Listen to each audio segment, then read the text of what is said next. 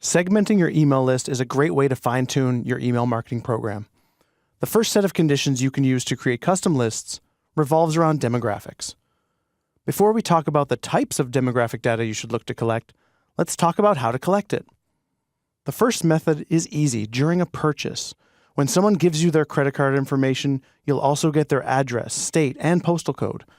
This allows you then to create geo-targeted email lists. My first ever segmented list was when I worked for a client that sold baseball jerseys. They would previously send out emails advertising New York Yankees jerseys across the country and had relatively low redemption rates. As a baseball fan, I realized that people identify with certain locations.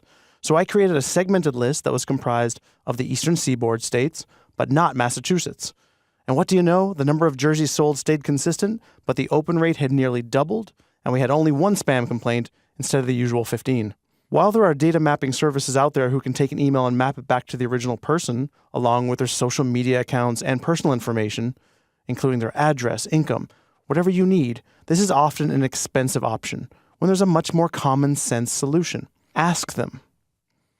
Ask your customers questions at various points in the sales cycle in an organic manner, and many will be only too happy to tell you.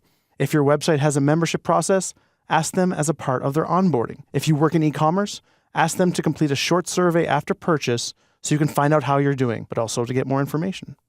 Here's a list of the core demographic information you should try to get if possible. Name, country, state, or more specifically their time zone, zip code, gender. There are also some that are nice to have demographic information, but it all depends on the situation. For example, family composition, income, hobbies, industry of work, or the languages they speak.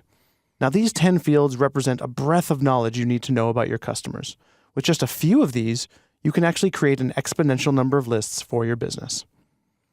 Hansel and Petal, for example, can send emails for roses around Valentine's Day to married men that emphasizes fast shipping, since some of us, okay, most of us, leave that to the last minute.